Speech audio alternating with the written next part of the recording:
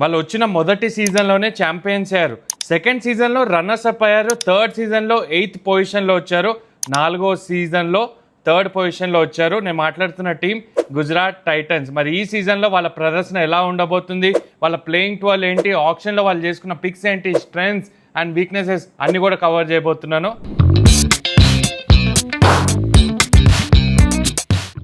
సరే, first of all వాళ్ళు ఎలా అయితే ఆడారో గత 4 సంవత్సరాలు దాని గురించి మాట్లాడుకుందాం. హార్దిక్ పాండ్యాని వాళ్ళు తీసుకోవడం జరిగింది. ముంబై ఇండియన్స్ రిలీజ్ చేసేసారు. ఆ టైంలో Hardik Pandya as captain Gujarat Titans రావడం, అక్కడ పార్ట్నర్షిప్ బిల్డ్ అయింది. ఎవరిది? హార్దిక్ పాండ్యా ఇంకా ఆశీష్ నెహ్రా యాజ్ కోచ్ రావడం. అండ్ వాళ్ళు చాలా చక్కగా స్ట్రాటజైజ్ చేశారు. పెద్ద గొప్ప టీం లేదు ఆ టైంలో, ఎవరు కూడా ఎక్స్పెక్ట్ చేయలేదు గుజరాత్ టైటన్స్ వెళ్ళి ఛాంపియన్షిప్ గెలుస్తుందని. But they proved everyone wrong.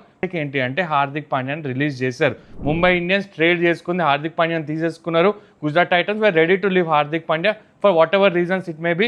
అక్కడ శుభ్మన్ గిల్ క్యాప్టెన్ చేశారు. శుభ్మన్ గిల్ క్యాప్టెన్ చేసిన ఫస్ట్ సీజన్ ఆబ్వియస్లీ స్ట్రగుల్ అయ్యారు. కొత్త క్యాప్టెన్, టైం పడుతుంది టీం జెల్ అవ్వడానికి. ఆశీష్ నెహ్రా ఉన్నా కూడా వాళ్ళు అంతగా జెల్ కాలేదు. వాళ్ళు 8th పొజిషన్లో వచ్చారు వాళ్ళ 3rd సీజన్లో. అండ్ 2025లో చూసుకుంటే అగైన్ ప్లే ఆఫ్స్కి క్వాలిఫై అయ్యారు, అక్కడ ఓడిపోవడం జరిగింది. బట్ ఆన్ పేపర్ చూసుకుంటే టీం ఎవరు కూడా అంత అనుకోరు స్ట్రాంగ్ టీం అని, ఎవరైతే యాంటిసిపేట్ చేయరు. వాళ్ళ టీం అయితే ఎలా ఉందో అన్నీ కూడా డిస్కస్ చేద్దాం. వాళ్ళకైతే డెఫినెట్లీ ఒక ఛాలెంజ్ అయితే ఉండబోతుంది. ఆ ఛాలెంజ్ ఏంటో కూడా నేను ఈ వీడియోలో మాట్లాడబోతున్నాను. సో ఫస్ట్ ఆఫ్ ఆల్ మనం మాట్లాడుకోవాల్సింది ఆప్షన్లో వాళ్ళు చేసిన పిక్స్.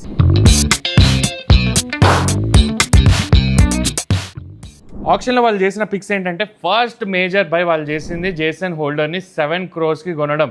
ఎందుకు కొనాల్సి వచ్చింది అంటే, వాళ్ళు షెర్ఫెన్ రుతర్ఫర్డ్ని వాళ్ళు ఎంఐకి ట్రేడ్ చేశారు, రిలీజ్ చేసేసారు, ఎంఐకి ఇచ్చేసారు. అసలు నాకు ఇది అర్థం కాదు ఏంటంటే, గుజరాత్ టైటన్స్ పేరు గుజరాత్ ఉంది, అక్కడ గుజరాత్ ఓనర్స్ అంటే ఇప్పుడు అంబానీ వాళ్ళు గుజరాత్ వాళ్ళు, ముంబై ఇండియన్స్ ఓనర్స్ వాళ్ళు అక్కడ ఫ్రీగా గిఫ్ట్స్ ఇస్తున్నట్టున్నారు గుజరాత్ ఓనర్స్కి. హార్దిక్ పాండ్యాని ఇచ్చారు, అప్పుడు షెర్ఫెన్ రుతర్ఫర్డ్ని ఇచ్చారు. షెర్ఫెన్ రుతర్ఫర్డ్ ఎలాంటి ఫామ్లో ఉన్నాడు మీరు వరల్డ్ కప్లో చూశారు, దానికన్నా ముందు కూడా చూశారు. చాలా అద్భుతంగా ఆడతాడు టామ్ బ్యాంటన్. సో ఈ was a good pick at 2 crores. And Luke Wood left arm fast bowler, England నుండి తను 75 lakhs తీసుకోవడం జరిగింది. I don't think he'll play most of the matches, ఏమైనా అవసరం పడితే ఆడతాడేమో, బట్ ఆప్షన్లో అయితే తీసుకోవడం జరిగింది. అశోక్ శర్మ, ఈ పేరు గుర్తుంచుకోండి, ఎందుకంటున్నా అంటే 90 lakhs తీసుకున్నారు, కానీ రాజస్థాన్కి ఆడతాడు. ఈ సీజన్ నేను ఆడాను తన against, but this guy Ashok Sharma clock చేయగలుగుతాడు, 150 డెఫినెట్లీ టచ్ చేయగలుగుతాడు. కాబట్టి మోస్ట్లీ తను ఆడచ్చు ఈ సీజన్. చూద్దాం. మన తెలుగు అబ్బాయి పృథ్వీరాజ్ని కూడా తీసుకున్నారు, 30 lakhs తీసుకున్నారు. తనకి ఛాన్స్ దొరుకుతుందా లేదా మనం వెయిట్ చేసి చూద్దాం. So these are the option buys.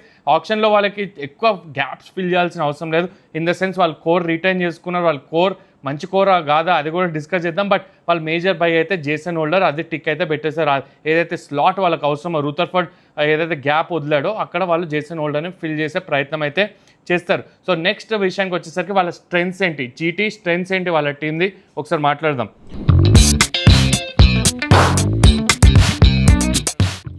So basically వాళ్ళ స్ట్రెంగ్త్ ఏంటంటే openers Sai Sudharsan and Shubman Gill last season ఇద్దరు కలిసి 912 runs స్కోర్ చేశారు యాజ్ అ పార్ట్నర్షిప్. చూసుకుంటే ఓపెనింగ్ వాళ్ళు మొత్తం సీజన్లో 912 runs స్కోర్ చేశారు. సో వాళ్ళ strength lies in their opening batting చేస్తారు. Shubman Gill and Sai Sudharsan 750+ score runs as a పార్ట్నర్షిప్గా వాళ్ళు సాధించారు లాస్ట్ సీజన్.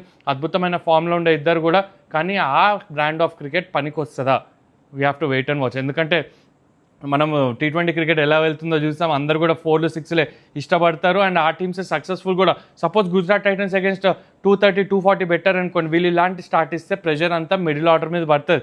ఎస్, వాళ్ళ స్ట్రెంత్ అని ఎందుకు అంటున్నానంటే, వాళ్ళు రెస్పాన్సిబిలిటీ తీసుకొని రన్స్ స్కోర్ చేశారు లాస్ట్ సీజన్ కూడా, అందుకే స్ట్రెంత్స్ కింద వాళ్ళని పెట్టడం జరిగింది.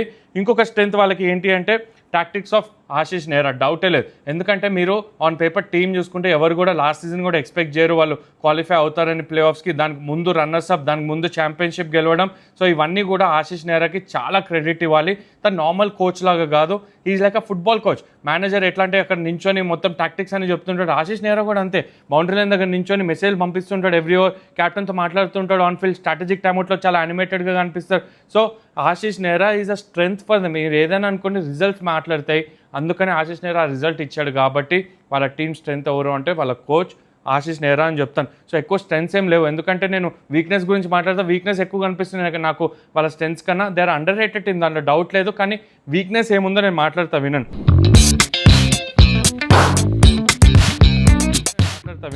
అవుట్ ఆఫ్ ఫామ్ స్టార్స్ అంటే ఓవర్సీస్ స్టార్స్ ఎవరైతే ఉన్నారో అందరూ కూడా అవుట్ ఆఫ్ ఫామ్ ఉన్నారు. ఫస్ట్ స్టార్ట్ చేయాల్సిన బట్లర్. మీరు T20 వరల్డ్ కప్లో చూసారు, రన్సే స్కోర్ చేయలేదు. లాస్ట్ ఇయర్ ఐపీఎల్లో డీసెంట్ పర్ఫార్మెన్స్ చేశాడు, కానీ వరల్డ్ కప్లో డిజాస్టర్ వరల్డ్ కప్ అయింది బట్లర్కి. మరి తన form is a big concern for GT. Rabada తను కూడా అస్సలు ఫామ్లో లేడు, వరల్డ్ కప్లో చూసాం he was not at his best. మరి అహ్మదాబాద్ లాంటి బ్యాటింగ్ పిచ్లో మరి రబాడా ఎలా వేస్తాడు, that is a concern for them. Rashid Khan కూడా ఎప్పుడైతే ఇంజురీ అయిందో, ఆపరేషన్ అయిందో, is not looking like Rashid Khan. Experience ఉంది, 500 పైగా T20స్లో వికెట్స్ ఉన్నాయి, అదంతా ఒకవైపు. కానీ కరెంట్ ఫామ్ అయితే నాకైతే కనబడట్లేదు. ఆఫ్ఘనిస్తాన్కి ఆడినప్పుడు క్యాప్టెన్ చేశాడు, కానీ బౌలింగ్లో ఆ వికెట్స్ అయితే అందించలేదు, అనుకున్న వికెట్స్ అయితే అందించడం లేదు. అంటే ఇంకోటి ఇందాక మాట్లాడడం, మన రూథర్ఫోర్డ్ రిలీజ్ చేయడం అదొక వీక్నెస్. తను ఫామ్లో ఉన్న బ్యాటర్ని తనే రిలీజ్ చేస్తారు.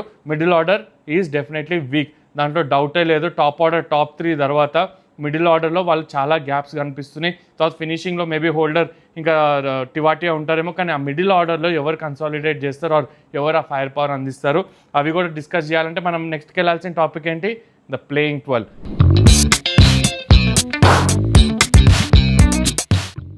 ద ప్లేయింగ్ 12 ఎవరు ఉంటారు జీటీకి? ఆబ్వియస్లీ ఓపెనర్ శుభ్మన్ గిల్, ఇంకా సాయి సుదర్శన్.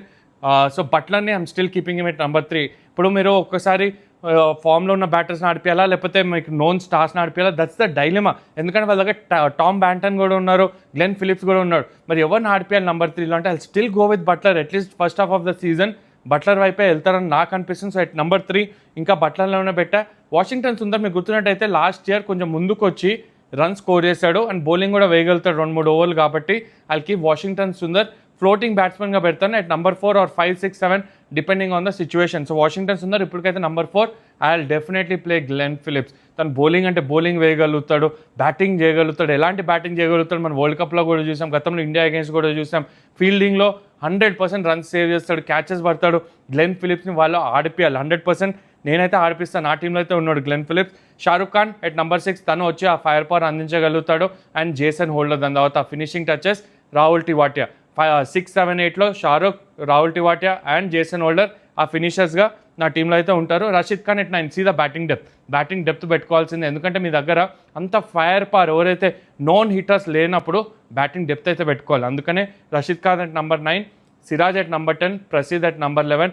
ఇంపాక్ట్ ప్లేయర్లో మీకు స్పిన్నర్ కావాలంటే సాయి కిషోర్ ఆర్ మానవ్ సుతార్ ఉంటారు. ఫాస్ట్ బౌలర్లో డెఫినెట్లీ అశోక్ శర్మ వైపు వెళ్తారని నాకు అనిపిస్తుంది. ఎక్స్ ఫ్యాక్టర్ బౌలర్, మిడిల్ ఓవర్స్లో 150 పైగా వేయగలుగుతాడు కాబట్టి Ashok Sharma is an option. So player to watch out for ఎవరు ఈ సీజన్లో జీటీ వైపు అని అడిగితే నన్ను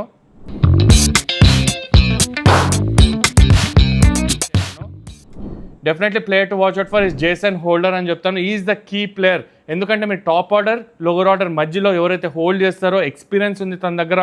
ఆల్రౌండర్, తను న్యూ బాల్ అంటే న్యూ బాల్ వేయగలుగుతాడు. క్యాప్టెన్ కూడా చేశాడు గతంలో వెస్టిండీస్కి, ఆ ఎక్స్పీరియన్స్ని డెఫినెట్లీ తీసుకొస్తాడు. కాబట్టి is the key player for GT.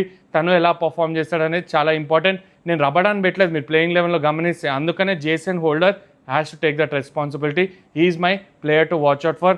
Next వీడియోలో ఇంకొక టీం గురించి మాట్లాడదాం. మరి జీటీ ఎలా పర్ఫామ్ చేస్తుంది ఈ సీజన్లో మీరు కమెంట్స్లో చెప్పండి.